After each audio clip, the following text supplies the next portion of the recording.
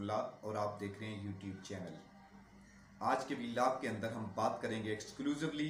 जो शहबाज शरीफ साहब ने एक नेशनल गवर्नमेंट का शोशा छोड़ा है कि इसके पीछे क्या वजूहत हैं, शहबाज शरीफ साहब क्या चाहते हैं, आने वाले दिनों के अंदर क्या हो रहा है, क्या पाकिस्तान के मसाइल का हल वाकया ही नेशनल गवर्नमेंट के अंदर है, क्या पाकिस्तान के मसाइल का हल अब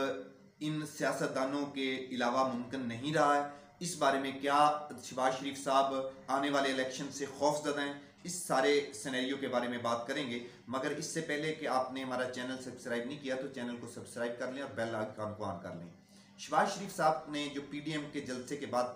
के साथ ही उनका 3 दिन का विजिट था कराची में, वापसी पे एक शोशा और चुटकुला आप उसे कह सकते हैं छोड़ा है कि पाकिस्तान के मसाइल का हल किसी एक भी सियासी जमात के पास नहीं है, चाहे वो मुस्लिम लीग नवाज की ही हुकूमत क्यों ना आ जाए। पाकिस्तान के मसाइल का हल अब एक नेशनल गवर्नमेंट के अंदर है। नेशनल गवर्नमेंट का ये जो बात है नेशनल गवर्नमेंट की, ये शहबाज शरीफ साहब ने पहली मर्तबा नहीं की है, ये वो गाहे बगाहे करते रहे। इसकी एक वजह है स्पेसिफिक, मगर इससे पहले जानने की कोशिश करते हैं क्या पाकिस्तान की जो इंटरनल सिचुएशन है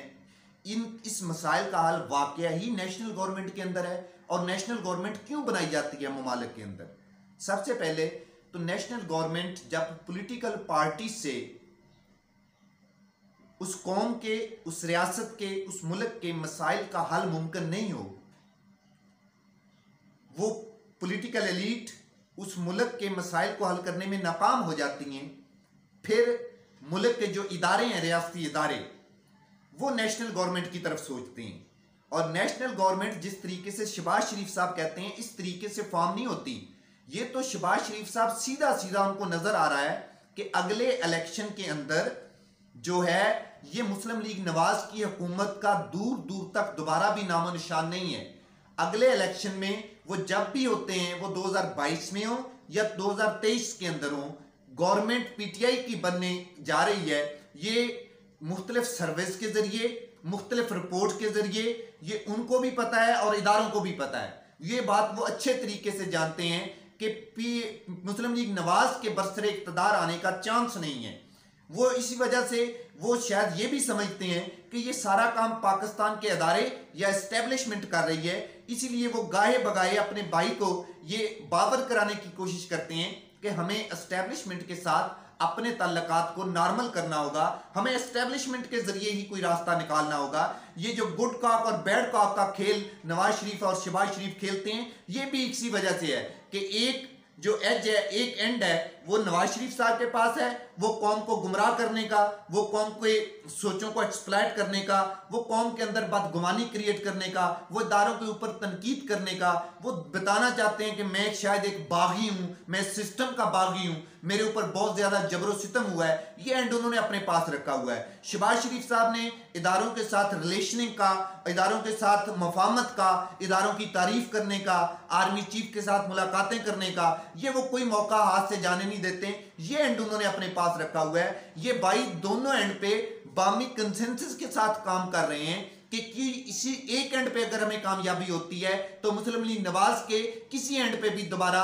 बरसरे इक़्तिदार आने का चांस बन सके। मगर इनको इंटरनली ये पता है कि मुस्लिम लीग नवाज के दोबारा बरसरे इक़्तिदार आने का कोई चांस नहीं है। अब ये जो नेशनल गवर्नमेंट की बात कर रहे हैं शहबाज शरीफ साहब, ये सीधा सीधा इदारों को बता रहे हैं कि बराए मेहरबानी हमारे हाल पे रहम करें, हमें अगर आप बरसरे इक़्तिदार नहीं आने देना चाहते या हमारे हालात इस हक में नहीं है कि हम दोबारा बरसरे इक़्तिदार आए, तो हमें बराए मेहरबानी आप गवर्नमेंट से कुछ हिस्सा ही दे दें। ये हिस्सा बकदरे जुस्सा मांगने की कोशिश की जा रही है। अदरवाइज नेशनल गवर्नमेंट जो होती है ये उस रियासत के मसाइल को हल करने के लिए होती है। इसमें ये टेक्नोक्रेट्स की गवर्नमेंट होती है, इसमें हर फील्ड के एक्सपर्ट बैठते हैं, मुख्तलिफ पार्टीज के जो इंटेलेक्चुअल हैं वो बैठते हैं, मुख्तलिफ सियासी जमातों में जो पढ़ी लिखी एलीट है वो बैठती है, ना कि वो लोग जो मैट्रिक पास करके इस कौम पे हुक्मरानी का हक जताने के लिए आते हैं वो बैठते हैं नेशनल गवर्नमेंट के अंदर। ये शहबाज शरीफ साहब इदारों के आगे एक किस्म की मिन्नत कर रहे हैं, समाजत कर रहे हैं, रो पीट रहे हैं कि बराए मेहरबानी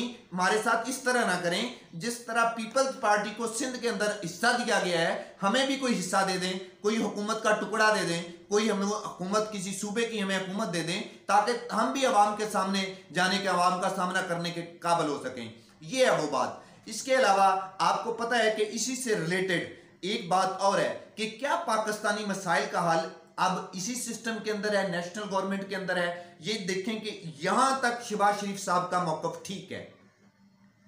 जो तनकीद करने वाले हजरात हैं वो खुल के बताएं कि नेशनल गवर्नमेंट जब फॉर्म होती है तो अभी इस मौके पे अगर नेशनल गवर्नमेंट इन मसाइल को हल करने के लिए आती है, उसका पाकिस्तानी रियासत को क्या नुकसान आते हैं? कोई नुकसान नहीं। नेशनल गवर्नमेंट बामी इदारे, पॉलिटिकल पार्टीज बामी कंसेंसस से ही बनाते हैं ना, मगर वो नेशनल गवर्नमेंट फायदे में नहीं है जो शहबाज शरीफ साहब और पीटीआई की क़यादत समझ रही है। नेशनल गवर्नमेंट होती है कंसेंसस के साथ, एक उनका मंशूर होता है, वो मंशूर पाकिस्तान के अंदर भी मुख्तलिफ फोरम से ये आवाज़ बुलंद होती रही है कि सबसे पहले एहतसाब किया जाए, फिर इलेक्शन इस्लाहात की जाए, फिर मतलब के पॉलिटिकल जो सिस्टम को सीधा किया जाए, नेशनल गवर्नमेंट फॉर्म करके ये काम किए जाएं, उसके बाद इलेक्शन करवाए जाएं, फिर जो भी पार्टी बरसर इक़्तिदार आती है वो गवर्नमेंट अगले 5 साल के लिए संभाले। हाँ, इस मसाइल का हल इस स्टेज पे पाकिस्तान के जो अंदरूनी मसाइल हैं वो अगर इमरान खान साहब भी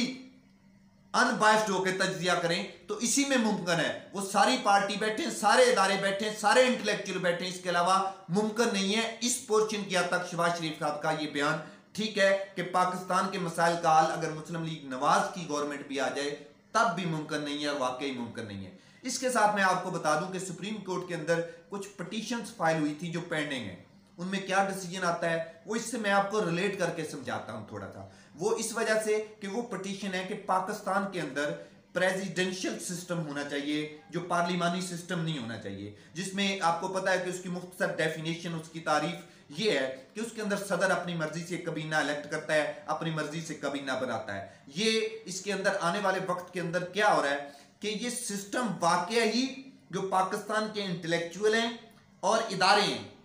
वो भी इस चीज पे मुत्तफिक हैं कि इस पार्लिमानी सिस्टम के अंदर पाकिस्तान के मसाइल का हल मुमकिन नहीं है।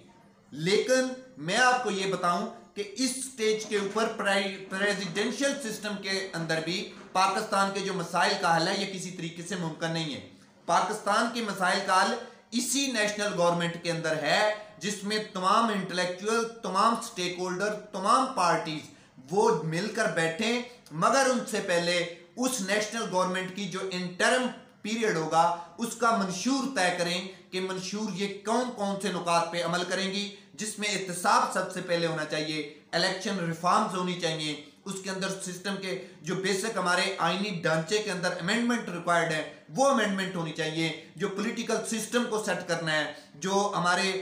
पुलिस के निज़ाम को सेट करना है, मुख्तलिफ इदारों के मुख्तलिफ वजारतों को जो उनके निज़ाम को ठीक करना है, ये वो करके एक ट्रैक पे चढ़ाकर फिर अगर इलेक्शन कराया जाए तो फिर उसके समरात सामने आएंगे। मगर उससे पहले आप जो भी तरीकाकार इस सिस्टम के साथ, इस जुडिशरी के साथ, इस ब्यूरोक्रेसी के साथ और